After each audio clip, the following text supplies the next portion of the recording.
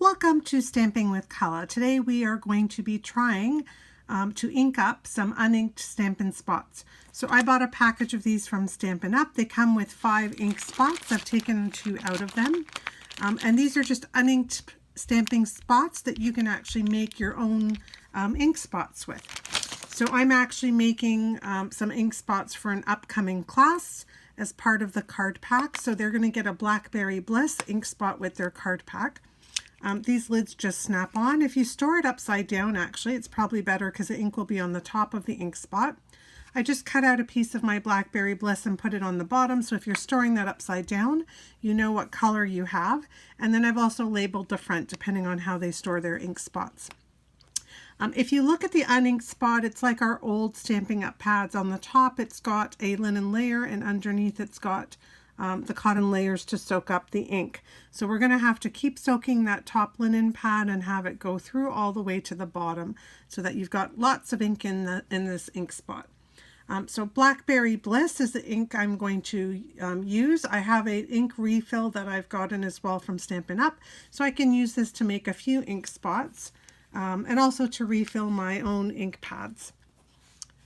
Right, so I'm going to start, I shook this up ahead of time. I'm going to start at the top. So just move the lid out of the way.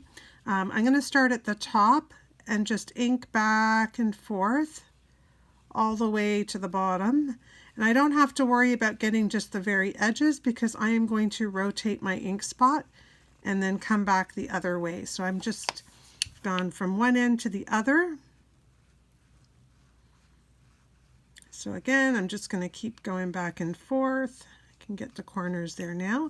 Now it doesn't matter if that top ink is covered. I want it to soak down into those layers so that this ink spot will last for quite a while, right? You want enough ink in your ink spot. You don't want it to run out of ink right away. So I'm just going to keep going and keep inking that up. And as I put that through, I can see it starting to soak through some of those layers underneath the linen top. So keep rotating.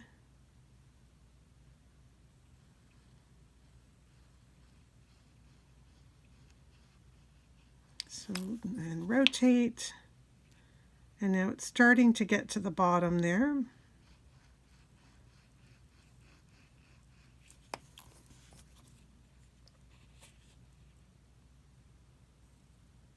So I'm going to keep inking here.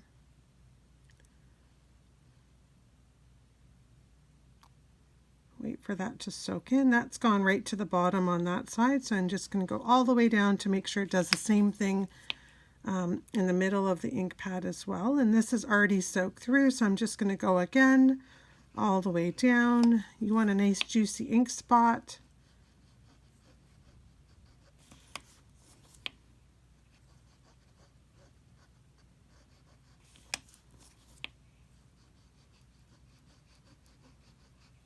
And so as you can see, the ink has gone all the way down to the bottom, so it's soaked up fully. I'm going to let that sit for maybe 10-15 minutes, and then I might put a little bit more ink on just to make sure it's fully inked up for my friend. And then this lid will just snap right back on. Now these ink spots, they actually stack, so you can actually stack it on top of each other if you're storing it, which is kind of nice. I would recommend if you're taking it on travel to put it in a Ziploc bag or something, just in case the lid comes off, because we did put quite a bit of ink here. All right, hope that helped, and it's the first time I'm inking up one of these ink spots, so I thought I would share. Sometimes I find the simplest things are the trickiest for me to figure out. Hopefully this helped you, and hope you have a great day stamping, and come back and share with us on Stamping with Kala again if you've created something that you'd like to share. Have a great day. Bye-bye.